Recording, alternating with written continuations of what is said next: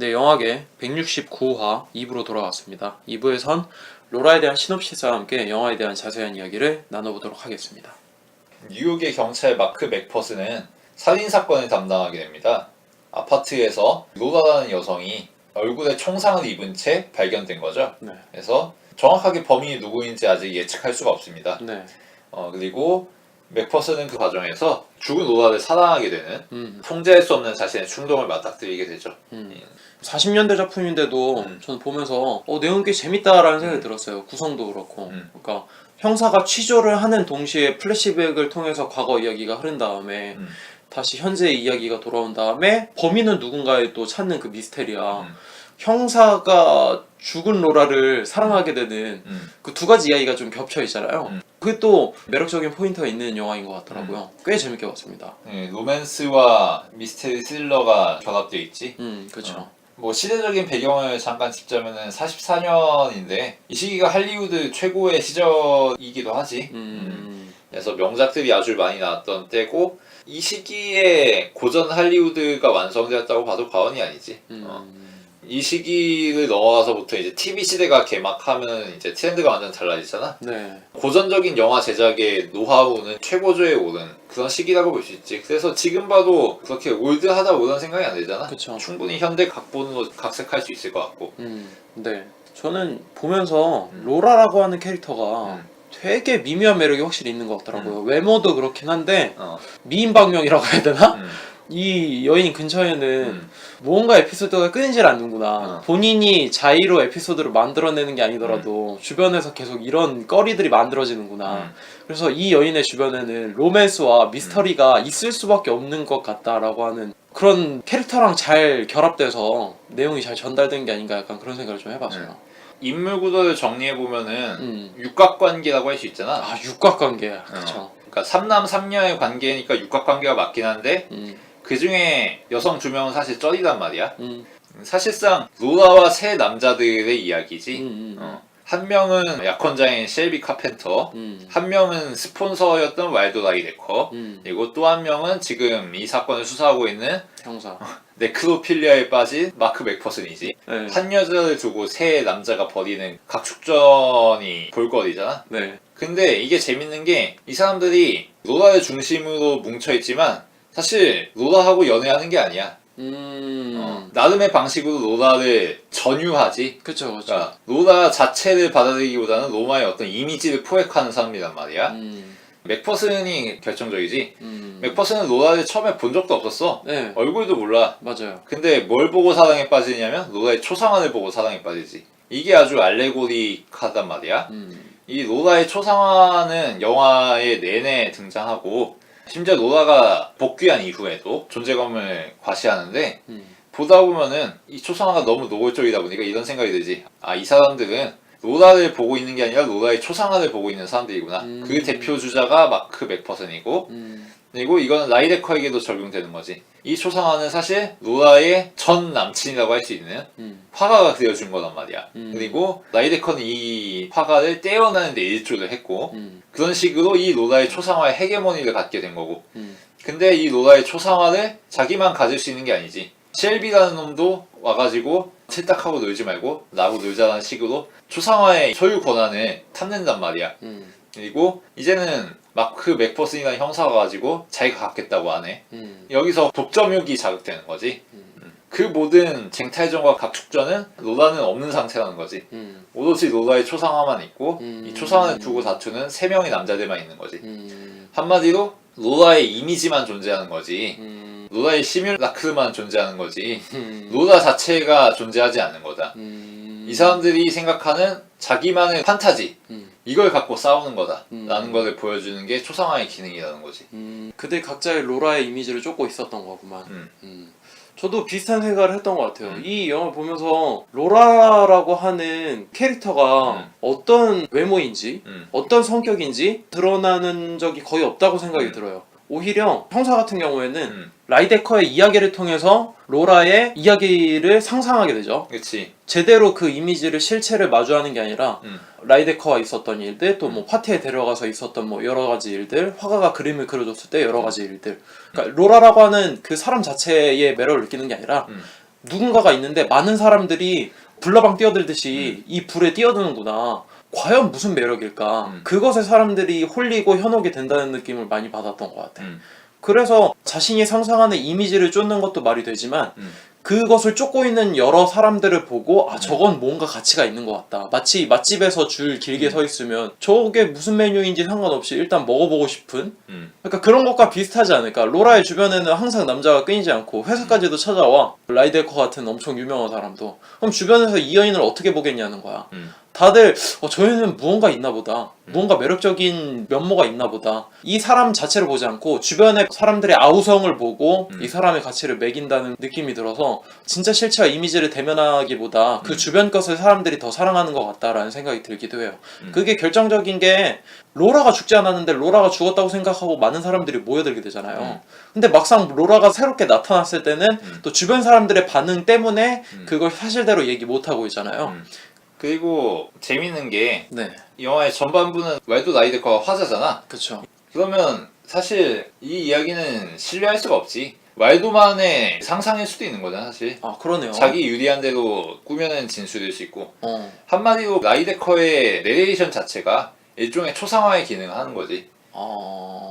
우리들은 라이데커가 그려놓은 왈도류 초상화를 보고서 로라를 인지하고 있는 거지. 굳이 따지자면 로라가 재등장하기 전까지의 로라는 라이데커가 그려낸 로라지 우리가 스스로 로라를 대면한 적이 한 번도 없잖아. 아 그러네요. 그러니까 이 로라의 초상화, 로라의 이미지에 놀아나고 있는 거는 이 영화 안의 인물들 뿐만 아니라 영화 바깥에 있는 관객들에게도 적용이 되는 거지. 사실 좀 의아함이 있었거든요. 이 영화는 왈도가 주인공인가 싶을 정도로 앞에 이 사람이 뭐 나쁜 사람이 아닌 것 같은 이미지를 심어주잖아요. 이 사람이 집착은 하긴 했지만 뭐 사랑하는데 그럴 수 있지라고 하는 연민의 시선까지 갖추게 하잖아요. 근데 후반부에 보면은 이 사람이 총을 들었을 때는 와 완전 이거 미친 새끼고 집착남이 돼버리잖아. 그래서 영화 분위기가 확 바뀌네라고 생각했는데 알고 보니까 라이데커의 현란한 그 입놀림에 나도 놀아났기 때문에 그치. 제대로 된 실체를 파악 못했었던 거구나라는 생각이 들기도 하네요. 이 사람이 저널리스트라는 설정도 그거에 일조도 하고 그러네요. 이 사람은 뭐든지 말로 때우고 미화하고 왜곡하는 데 장기가 있는 사람이잖아. 그러니까 남들에게 자신의 스토리를 전시할 수 있고 그 과정에서 남을 속이기도 하지만 자신을 속이기도 하는 거지. 자신이 꾸며낸 자신만의 이상적인 스토리를 자기가 믿어버리고 그렇게 로라를 숭배하게 되는 거잖아. 로라 자체가 아닌 자기가 만들어낸 로라를 숭배하는 거지. 그리고 그 자신이 만들어낸 로라의 상이 실제 로라와 일치하지 않으니까 네. 거부당하게 되잖아. 그러니까 그거를 감당할 수 없기 때문에 로라를 결국 죽여야 되는 그런 상황에 놓이게 되는 거잖아. 심지어 실행에 성공하지 못했을 뿐이지 이미 한번 죽였고 네. 그런데도 또 죽여야 된다는 거지. 왜냐면 이 사람은 실체를 대면할 수 없는 사람이기 때문에. 왜 실체를 대면할 수 없느냐? 자기의 말로 모든 거를 뻔뻔하게 빚어내는데 너무나도 익숙해진 사람이거든. 자기가 꾸며낸 글들, 초상화들 그런 걸 통해서 안주하지 않으면 그런 낭만적인 세계 속에 안식할 수 없다면 버텨낼 수 없는 사람인 거지. 그 실체를 마주하는 순간 그 낭만들은 다 거짓이라는 게 들통나기 때문에 죽일 수밖에 없었다. 내가 병신이라는 걸 인정하는 것보단 그게 쉬운 거지. 아주 이기적인 거고. 아 그래서 라이데커가 마지막에 총을 맞고 죽을 때 나오는 대사가 그럴 수밖에 없었군요. 언뜻 생각하면 존나 병신 같잖아. 사실 언뜻 생각도 아니고 그냥 병신 맞지. 그쵸. 2번이나 로라를 죽이려고 시도했고 실제로 그 살인을 자기도 알고 있잖아. 근데 그런 놈이 죽어가면서 로라 안녕 막 이러고 있고 자기의 지고지순한 사랑을 그 순간까지도 놓지 못하고 있는 거잖아. 그거는 자기 자신에 대한 집착이지 사실. 자기에 대한 미련이고 자신이 만들어낸 그런 아름다운 초상화와 멋들어진 글들에 대한 집착인 거잖아. 그게 아주 잘 보이는 대목이 아니었나. 생각해보면 위선적이네요. 그냥 실제 있는 로라가 아닌 가짜의 로라를 사랑해놓고 구축을 해놓고 로라 안녕 이런다는 게 굉장히 가식적으로 들리기도 하네요. 네. 하필 이름도 왈도야. 그러네요. 팀 왈도. 왈도체라고 해가지고 실제 의미와는 전혀 다른 네. 자신만의 의미를 꾸며내는 그런 거잖아. 그쵸. 번역을. 물론 이 영화를 만들 당시에는 왈도체고 뭐고 상상할 수가 없는 시점이긴 하지만 공교롭게 맞아 떨어진다는 거지. 굉장히 우연하게. 그리고 라이데커가 또 짝을 이루는 게 마크 맥퍼슨이지. 왈도가 로라를 죽이는 사람이라면 이 사람은 죽은 로라를 사랑하는 사람이잖아. 그렇죠.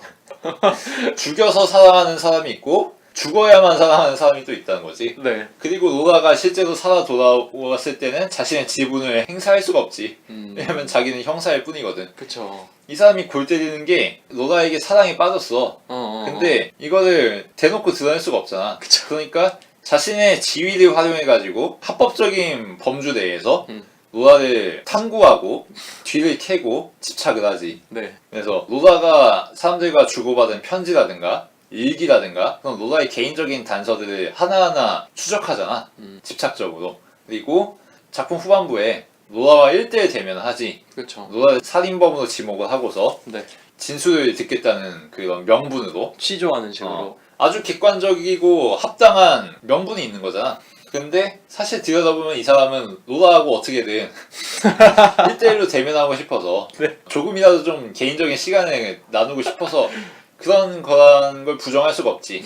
그리고 그런 와중에도 스스로에게 정당하기 위해서 사실은 로라 너가 범인이 아니라는 건 알고 있었어. 다만 99%의 확신을 100%로 만들기 위해서 이런 과정이 필요했을 뿐이야 라고 뻔뻔하게 정당하잖아. 그렇죠. 이 사람도 솔직하지 않은 거지. 그 점에서 라이데커하고 괴는 다르지만 결국은 비슷한 측면이 있다. 스스로의 욕망에 솔직할 줄 모르고 어떻게든 자신의 본심을 객관적인 명분 하에 그럴듯한 외부 기준을 끌고 와서 포장하려 든다는 점에서 일치한다. 그리고 이게 남성적인 로맨스가 아닌가. 남성들 보면은 특정한 사안이나 대상에 대해서 논할 때 이거는 내 주관적인 생각이라서 그런 게 아니라 객관적으로 옳기 때문에 말하는 거다. 이런 식으로 접근하기를 좋아하잖아. 그리고 표준을 가리기 좋아하고 무슨 스포츠라든가 연예인이라든가 아이돌 같은 걸 논할 때도 객관적인 기준 이런 걸 엄청 중시하잖아. 그렇죠. 맨날 VS 놀이하고. 우열을 가릴 만한 기준들을 자기만의 방식으로 발명하지. 네. 그러고서 이거는 내 사감이 들어간 게 아니라 진짜 객관적으로 판단해봤을 때 이게 맞지 않느냐? 이런 식으로 접근한단 말이지. 네. 근데 이게 로맨스에도 적용이 된단 말이야. 자기만의 솔직한 감상을 이야기하기보다는 무언가 외부 기준을 끌어들이고 좀 더 그럴듯한 보편성에 호소하려고 하고 그런 경향이 있다는 거지. 그쵸. 그게 이 남자들이 로라를 사랑하는 방식인 거고 로라 자체를 대변하고 로라의 어떤 구체적인 개성을 받아들이고 이런 게 아니라 자신이 생각하는 궁극의 로라상 가장 완벽한 로라상 이거를 구축해가지고 그 안에서 노는 사람들이거든. 그리고 그런 사람들끼리 만났을 때 어떤 일이 발생하느냐 내가 사랑하는 방식이 더 객관적으로 오라가 되는 거지. 그게 아주 재밌는 부분이라는 거고 신이 되고자 하는 정복자가 되고자 하는 그런 남성의 욕망이 아주 잘 드러나는 거지. 로라라는 영토를 어떻게든 자신만의 율법으로 이 영토를 획득하고 정복하고 번성하려는 그런 성향이 아주 잘 드러나는 남자들이라는 거지. 그게 아주 흥미로운 부분이 아닌가. 취조할 때 너무 웃겼던 대사가 그 사실 결혼 안 할 거라고 이야기한 게 나를 위해서 한 거였나? 뭐 이런 식으로 얘기를 하잖아요. 그거 듣고 너무 웃겨갖고 이 새끼 김치국 진짜 잘 퍼마시네. 너무 웃기더라고요 그거. 한 가지 궁금한 점이 야구 게임인가요? 균형 잡는 거 그걸 왜 자꾸 이렇게 시도 때도 없이 하는지 모르겠어요. 그거는 원작의 설정인데 이 인물이 아. 강박적인 인물이라는 거를 보여주기 위한 장치였던 걸로 기억해. 근데 약간 영화에서는 좀 군더더기가 되긴 했지. 뭐 무슨 의미가 있나 싶긴 한데 그런 거 같진 않더라고요 끝까지. 그러니까 이 인물이 자기 딴에는 되게 냉철하고 객관적이고 흔들림 없는 인물이라고 스스로 광고하고 다니잖아. 근데 실제로는 말만 번지르르하게 하고 호언장담할 뿐이지 이런 수사 과정에서 흔들리는 사람이잖아. 심지어 초상화를 보고서 뿅 가는 사람이란 말이야. 그러네. 말은 청산유수도 해놓고 스스로 흔들림 없는 사람이고 싶어 하는 그런 강박적인 태도, 모순적인 태도가 그런 야구 게임에 대한 집착으로 드러난다고 볼 수는 있겠지. 속내는 완전 어린애고 그런 게임을 해야지만 자기 마음의 평온이 찾아지는 뭐 그런 사람이라고도 볼 수 있는 장치였겠네요. 이렇게 마크하고 왈도 같은 사람들의 심리나 속내를 잘 보여주기도 하지만 이게 한편으로는 로라 같은 사람의 입장에서 더 이해가 가는 부분인 것 같아요. 그러니까 대부분의 평범한 사람들은 로라 같은 사람의 위치에 서지 못할 뿐더러 그런 역할을 수행하지 못하잖아요.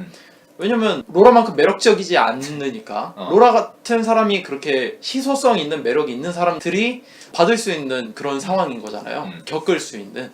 자기가 원하지도 않는데 나를 바라보질 않고 나를 그린 그림을 사랑하질 않나. 뭐 나를 이미 죽여놓고 또 죽이려고 하질 않나. 이미지를 더 씌우는 거지. 그렇죠. 나라는 실체를 제대로 봐주지는 않고. 그렇기 때문에 이런 사람들은 더 답답할 수도 있겠다. 뭐 이런 생각이 드는 것 같아요. 물론 뭐 미인이나 뭐 잘생긴 뭐 그런 사람뿐만 아니라 모든 능력 있는 사람들한테도 이런 프레임을 씌우면서 사람들이 대하질 않나. 그리고 그런 프레임들에 사람들이 몰려들었을 때 이 사람의 진짜 실체에 관심이 없고 그냥 트렌드인가 보다, 이게 무슨 대세인가 보다 하고 그냥 편승해서 타는 거지. 그러다 보면 그 사람이 진짜 어떤 사람인지는 모르지만 어쨌든 유명해지게 되는 뭐 그런 대중들의 속성이랑 뭐 사회적인 그런 이미지에 대한 프레임 뭐 그런 것과도 연관되어 있지 않나. 그래서 자기가 원치 않는 프레임에 씌워진 사람들이 원치 않는 프레임을 어떻게 이렇게 씌워졌는지 역으로 한 번 더 공감할 수 있는 영화인 것 같다라는 생각도 들어요. 뭐 아이돌을 생각하면은 잘 맞아떨어지는 부분이 있지. 요즘 뭐 프로듀스도 유행하고 있지만 네네. 이 아이돌이 명성을 얻고 수용되는 과정을 보면은 재밌는 게 팬들이 아이돌을 찬양하고 숭배하고 팬심을 바치고 이러긴 하지만 내면에는 은근슬쩍 아이돌 무시하는 경향이 있어. 그리고 아이돌의 어떤 실체를 대면하기보단 그 아이돌의 이미지를 사랑하는 게 보통이고. 그렇죠. 그래서 어떤 일이 발생하냐면은 아이돌이 자신들의 서원에 호응해주지 않으면 혹은 자기의 기대와는 전혀 다른 방향으로 나가면은 네. 바로 팬심을 헌신짝버리듯 버리고 네. 갈아탄단 말이야. 그리고 심포도로 취급을 하지. 사실은 저거 원래 병신이었어. 사실 족도 아닌 건데 내가 키워준 거지. 우리 아니었으면은 제가 어떻게 저렇게 스타로 군림하고 살았겠어. 결국 우리가 떠나니까 인기도 없고 패망하잖아. 이런 식으로 아이돌을 감탄고토하지 사람들이. 그래서 가만히 살펴보면 사람들이 아이돌을 생각하는 심리에 뭐가 있냐면은 아 얘네는 우리가 감투 안 씌워주면은 절대 감투 못 쓰는 애들 이라는 생각이 은연중에 있어. 우리가 굿즈 사주고 문자 투표해주고 음원 자동 재생 안 해줬으면 절대 뜨지 못했을 텐데 우리의 고마움을 모르는 애들 뭐 이런 생각이 있는 거거든. 아이돌을 찬양하는 순간에도 그런 심리가 은연중에 깔려 있어.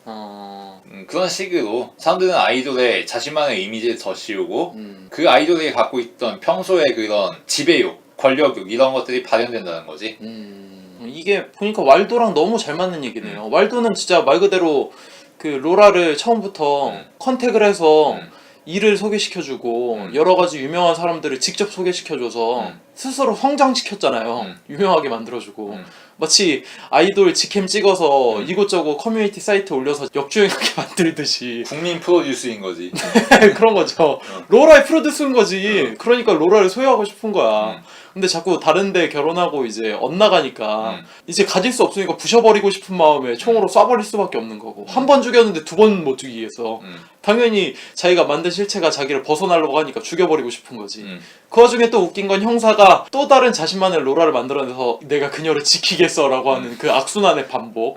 결국 형사의 손에 벗어나게 되면 형사도 비슷하게 계속 스토킹하면서 로라에게 집착하지 않을까, 뭐 이런 악순환도 생각해 볼 수 있는 거죠. 상상해 볼 수 있죠. 그러니까 아이돌을 찬양하는 심리에 네. 극단적인 지배욕과 통제욕이 숨어 있는 것처럼 사람을 사랑하는데 대상을 애호하는데 그런 지배욕이 항상 숨어 있기 마련이다.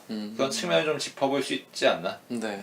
그리고 이게 자의식이 강한 남자들이 보이는 아주 치명적인 약점이 아닌가 그런 생각을 합니다.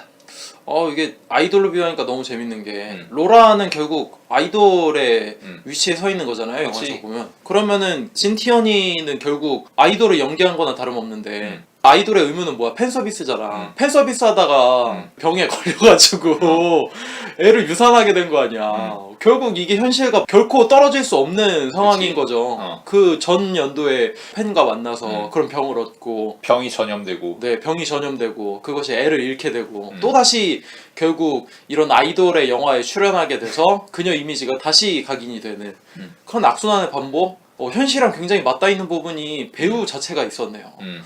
그런 건 생각을 못 해봤는데. 다층적으로 뜯어볼 만한 영화라고 생각하고 그리고 참 흑백 영화 중에서도 흑과 백의 대비를 참 잘 썼다. 그림자 같은 것도 그렇고 이 영화의 전개 자체가 음산한 구석이 있잖아. 이게 어둠과 빛의 대비를 참 잘해줬다는 생각이 들더라고. 그렇죠. 그게 더 미스터리한 기운을 더 잘 자아낸 것 같아요. 그래서 칼라 영화였으면은 절대 전달 못할 감흥 같은 것들이 많았다. 그런 생각이 들더라고. 그리고 한 가지 좀 재밌는 거는 그 초상화를 절대 그 화면에 꽉 차게 잡아주질 않더라고요. 그냥 옆에 비스듬히 두고 그것에 홀리는 배우들의 모습만 보여주지 그 자체의 매력을 관객들한테 대면시켜주진 않더라고요. 그것도 굉장히 미스터리한 로라의 매력을 가져가는데 일조하지 않았나 생각이 들어요. 딱 오프닝에서만 전면에 보여주지. 아 그러네요. 하필 또 초상화를 보여준단 말이지. 로라 자체가 아니라. 그것도 좀 의미심장한 요소가 아닌가. 네, 그럼 슬슬 마무리를 하면 되겠죠? 예. 네. 되게 잘 만들었다는 얘기를 할 수밖에 없는 게 가볍게 보는데도 문제가 없는 것 같고 그 가벼운 요소들을 하나하나 추리해 나가면은 이런 함의가 있었구나라는 생각이 들고 그 함의가 영화에서만 끝나는 게 아니라 보는 관객으로 하여금 그리고 배우 자체로 하여금 현실이랑 맞닿는 그런 연결되어 있는 의미들이 있어가지고 곱씹으면은 재밌을 만한 요소가 많았다라는 생각이 들었고 요즘에 제가 그 TV 프로그램 중에 그 로맨스 패키지라는 그 프로그램을 좀 봐요. 그게 뭐냐면 SBS에서 하는 건데 옛날에 그 짝 있잖아요. 짝 커플 매칭 프로그램을 호텔에서 하는 그런 프로그램인데 그게 너무 재밌는 게 모든 남자들이 다 잘생겨 보이고 여자들도 다 이쁜데 꼭 한 해 한 해 꼭 어떤 여자한테 쏠리거나 어떤 남자한테 꼭 쏠리게 되더라고요. 그런 현상이 왜 일어날까라고 생각을 했는데 그들만의 매력이 있고 그들만의 이유가 있겠죠. 근데 사실 그 내면을 속속들이 따져다 보면은 이런 영화와 비슷하지 않을까. 경쟁 심리 때문에 저 떡이 더 맛있어 보여서 몰려드는 심리도 있을 수 있고 본인들이 과거에 그렸던 그 이미지가 이 사람한테 투영이 돼서 불과 하루 이틀밖에 안 보는 사이에 이 사람인 것 같다라고 착각을 하면서 그것에 맞닥뜨리는 그런 것들. 그런 것들에 대해서 좀 생각을 해볼 만한 것 같아서 왜 매력 있는 사람한테 사람들이 쏠리는가 그런 것들이 참 재미있게 맞물려서 본 것 같습니다. 그래서 제 별점은 4점 줄 수 있을 것 같아요. 가장 직관적인 이 영화의 교훈이라면은 안전이별하자. 안전이별. 네. 아무튼 왈도 같은 인물이 아주 극단적인 인간사인 거는 분명하지만 극단적이기에 대표적인 측면이 있다. 현실에서 바라보는 이런저런 표본들은 불순물이 섞여 있기 마련이잖아. 엑기스만 추출된 게 아니지. 근데 이런 왈도 같은 엑기스만 추출된 인물들은 그만큼 대표성이 있지. 현실에서 맞닥뜨리는 모든 사람들이 이런 유형의 사람일 리는 없고 아주 극소수겠지만 그렇게 오히려 더 다른 모든 사람들을 대변할 수 있는 그런 측면이 있다는 거지. 그 점에서 표준 남성이 아닌가 이런 게. 자신만의 판타지를 통해서 가장 위대한 서사를 구축하고 그렇게 신이 되지만 신으로서 자신이 생각하는 이상과 맞닿지 않는 부분이 있으면은 심판해야 되거든. 그래야 자신의 통치가 완전할 수 있으니까. 그런 남성적인 심리를 아주 잘 보여주는 캐릭터를 그려내지 않았나.